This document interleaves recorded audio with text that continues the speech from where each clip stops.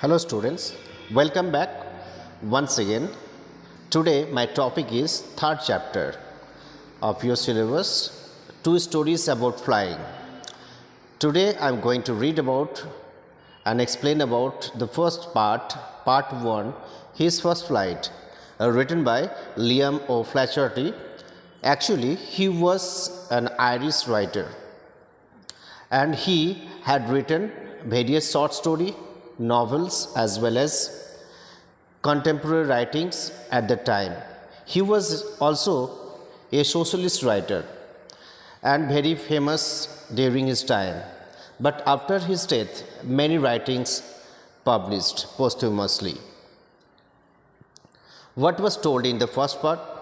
It was about an experience of a seagull, a bird that was struggling hard to fly in the sky. Simply, this story is giving some moral, boost up the nature of the humanity. Whenever people should be in trouble, they should forget about the fear. They must overcome all the obstacles of their life. What is given in the text? Let's read. Here in the first paragraph, what is given? The young seagull was alone on his sledge. His two brothers and sisters had already flown away the day before. He had been afraid to fly with them. Somehow, when he had taken a little run forward to the brink of the ledge and attempted to flap his wings, he became afraid, and the great expanse of the sea stretched down beneath. Actually, it was a struggle of a seagull bird, and its place of living was very close to the sea. But the sea was very far beneath, and the vast expanse of the sea made him afraid. Therefore, he was struggling hard because he did not make believe that his wings would support him to fly. He was hoping that he should fall down and he will die. But such thing was not happened. He had been afraid to fly with them. Somehow, when he had taken a little run forward to the brink of the ledge means given here, you can see it is the narrow horizontal self-projecting from a wall. So, whatever is coming outside or just the outside unsupported pillar. And time to time he was coming out and standing on the ledge and attempted to flap his wings. He became afraid.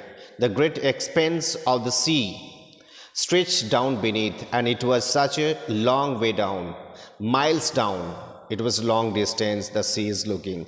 He felt certain that his wings would never support him.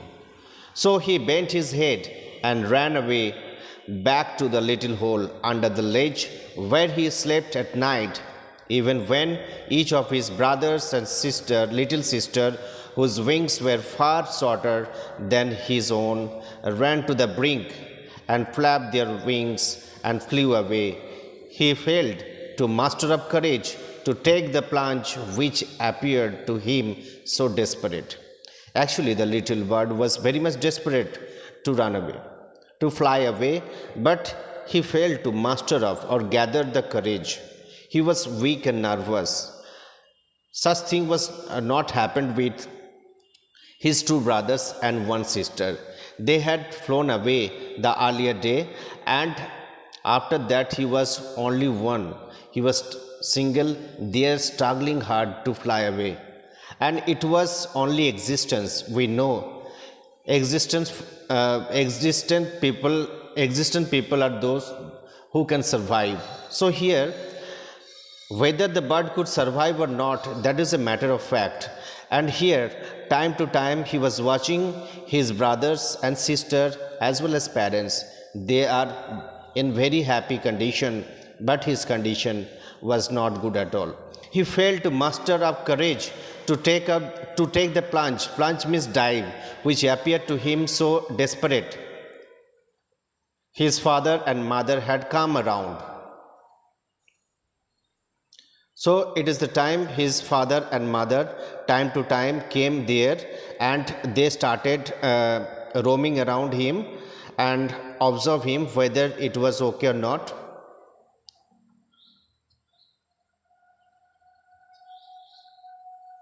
Here we can see this is the seagull bird and its first flight, and it is obviously a great achievement for the bird.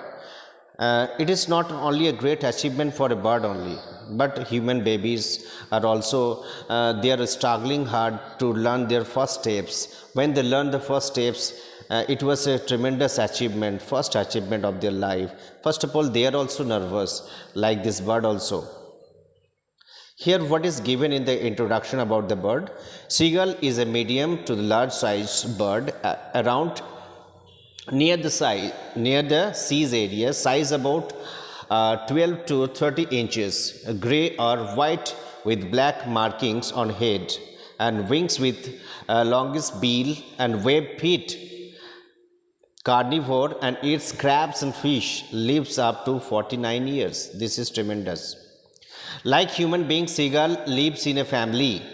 It is the most important event in the life of a seagull when he is to take his first flight, most vital for his survival. And here it is a great moment for catching the fish, and you can see the web feet of the bird that help them to swim in the sea.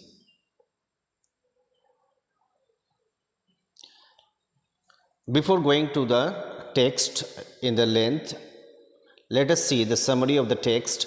The seagull is to fly for the first time. He is scared to take off. His two brothers and sister have already done their first flight. The seagull is encouraged by the family in many ways. Sometimes father and mother came and they started shouting at the little one so that their scolding boost up the energy of the little one, and he somehow forget his afraid or fear that he was nervous for. He is scared of the height. He feels that his wings are not strong enough to make him fly.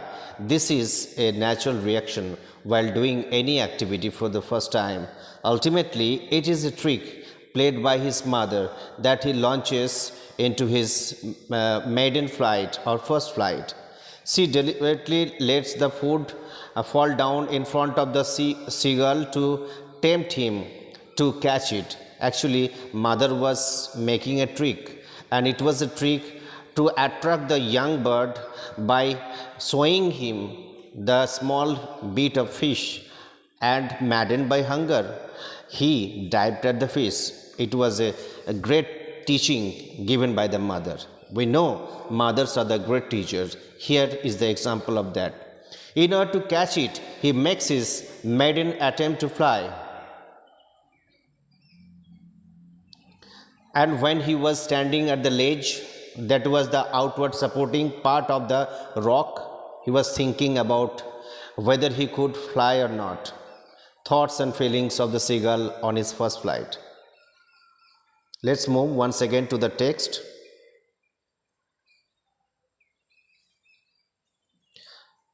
Here, his father and mother had come round, calling to him shrilly, means in a very shrill voice, thin voice, upbraiding him. Upbraiding means scolding. Here, time to time, they are repeatedly giving the scolding, hard words to the little one, threatening to let him starve on his sledge unless he flew away. They are making him remember time to time that you will starve, you will die without food if you cannot fly. So only way out from this hard times is to fly away. But for the life of him, he could not move. That was the very hard saying given by the parents. That was 24 hours ago. Since then, nobody had come near him. Here you read this word meanings upbraiding. That was 24 hours ago. Since then, nobody had come near him. The day before, all day long, he had watched his parents flying. So, he had watched his parents. What did he watch? He watched his parents, father and mother, flying about with his brothers and sister. Actually, what was the purpose of flying with their brothers and sister? Actually, mother and father was teaching them the different techniques of flying and catching the prey or catching the fish, perfecting them in the art of flight. That is, teaching them how to skim the waves. Here, the word meaning of the skim is given to move lightly just above the surface. That is the surface of the sea. It is the skimming, and actually teaching them how to skim the waves and how to dive for the fish, get inside. He had in fact seen his older brother catch his first herring. Herring is a type of fish, and devour it, means without chewing, just totally swallow it. Standing on the rock, while his parents circled around, raising a proud cackle. Cackle is a sound, and it was a great achievement for his older brother. He learned how to catch the fish, and first herring was caught by him, and parents were praising him. All the morning, the whole family was walked around on the plateau midway down the opposite cliff, taunting him with his cowardice. It was just beside the big hill. A plateau was there where all the family was living except the small one. Every now and then, parents were teasing the small one and told him that he was coward, he could not fly, he don't have courage. The sun was, you can see this word cowardice. The sun was now ascending the sky, blazing on his sledge that faced the south, and he was facing the south side. Actually, the rocky projection was hanging from the southern side, and still he was facing the scorching heat of the sun. He felt the heat because he had not eaten since the previous nightfall. You can see he could feel the heat. So feeling the heat is not for other reason, because he was unfed, he was hungry since the previous nightfall. Let's move. He stepped slowly out of the brink on the ledge and standing on one leg, with other leg hidden under his wings, he closed one eye, then the other. So here you can see he stepped out once again. He was trying several times to fly, and so he came out from the hole once again and stood on the ledge, but it is this time he was standing with his one leg, and other leg was hidden under his wings. He has closed one eye and then other.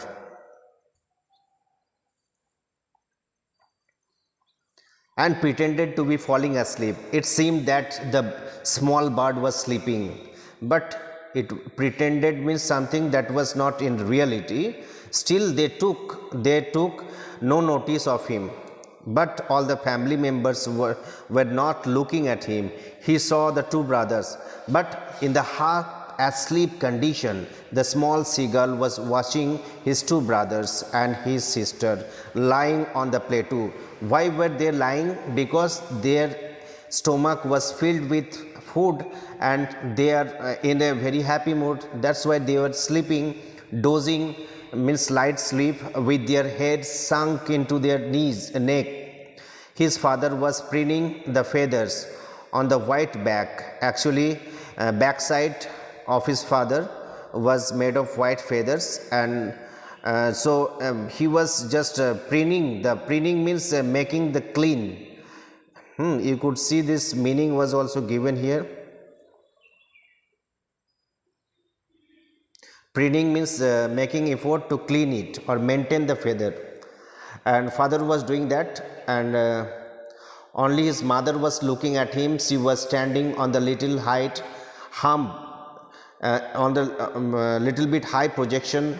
His mother was standing on the plateau. her white breast thrust forward. Actually, down the face, the feathers were white, and it was looking from the distance very brightly. Now and again she tore, tear past tense is tore, at a piece of fish that lay at her feet, and then scraped each side of her beak on the rock. Time to time, the mother was tearing tearing a fish. The fish was kept just near her feet, and time to time she was moving her beak on the rock or making it sharp. The sight of the food maddened him. How he loved to tear food that way, scraping his beak now and again to wet it. So wet it means make it sharp. Time to time they are moving or just rubbing their beak on the stone to make it sharp, so that it will be easy for them to tear the flesh. Now the small bird was thinking that if mother was doing like this, then why should I not? It is a very loving moment. I also love to tear fish like this mother was doing. Now it was a sound made by the small one, ga ga ga. He cried, begging her to bring him some food. Now the small one is asking mother to give some food. Mother also replied, huh, Gaw kol a. She screamed back derisively, but he kept calling plaintively. Actually, mother was not good attention to the small one, and reluctantly she was scream something. He kept calling plaintively, and after a minute or so small one was calling and calling, non-stop calling. After a minute or so, he uttered a joyful scream. Now the time has come for the joyous moment, and now the time has come for enjoyment of the small one, because mother was coming with a bit of fish in her beak and was flying across to him with it. He leaned out. Now the small bird was leaning out eagerly, because he knew their mother would almost come and give him food. In this way, tapping to the rock with his feet, trying to get nearer to her as she flew across, but when she was just opposite to him, she halted, her wings motionless, the piece of fish in her beak almost within reach of the beak. He waited a moment in surprise, but it was a very surprising moment for the small one, because mother could not come very close. It was very close, but not so close to stand beside him. Wondering why she did not come nearer, then maddened by hunger, he dived at the fish with a loud scream. He fell outward and downward into the space. Now he could not control his hunger. He jumped into the air, and he forgot that he was afraid of such a height and depth. He forgot. He dived. He could hear mother. He could hear nothing. It only lasted a minute. So he was going downward, and he was falling headlong. And at this time, terror or fear seized him or hold him. But it was only lasted a minute, and the next moment he felt his wings spread out towards the wings. Rushed against his breast feathers, and then under his stomach, and then against his wings. He was feeling that automatically all the wings, all the feathers helping him to fly in the sky. All of them were coming out to help him to fly in the sky. He was not falling headlong now. He was soaring gradually downwards and outwards. He was no longer afraid. He just felt a bit dizzy. Then he flapped his wings once, and he soared upwards. And it was a joyous moment once again, because when he flapped his wings to go up, and obviously he went up when he flapped his wings, and he shouted a joyous cry. His mother came one by one, father came, and all the family members came near him. They are flying around him, and first of all the family members, went down the sea floor and asking the small one also to join them. But the small one was very nervous at the time. He was thinking that he would die, and very green floor was also very close to him. He before dropping, he wanted to fly once again, but he could not fly. First of all, he dropped his legs, and the legs went down. He thought that I would die. After that, when his stomach or belly touched the ocean floor, he was still flying. He was floating on the water. His parents, his brothers and sister had landed on the green flooring ahead of him. They were beckoning to him. Beckoning means calling him, and calling shrilly. He dropped his legs to stand on the green sea. His legs sank into it. He screamed with fright and attempted to rise again, flapping his wings. But he was tired and weak with hunger, and he could not rise. He was exhausted. He was tired. Then what happened? By the strange exercise, his feet sank into the green sea, and then his belly touched it. He sank no further. He was floating on it, and around him his family was screaming. It was a very praiseworthy moment for small one to achieve something new, praising him, and their beaks were offering him scraps of dogfish. That food was offered at last by the family members to the small one.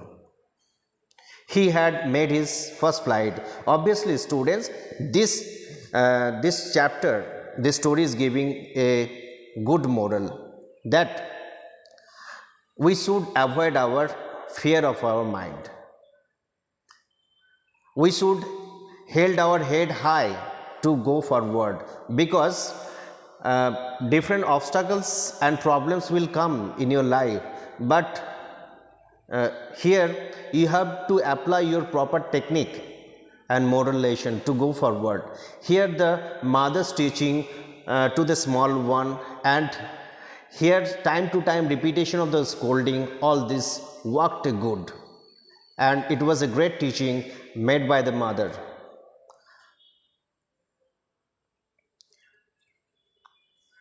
Hopefully you have understood this chapter. In my next class, I will come with some new chapter. Till then, goodbye to all of you.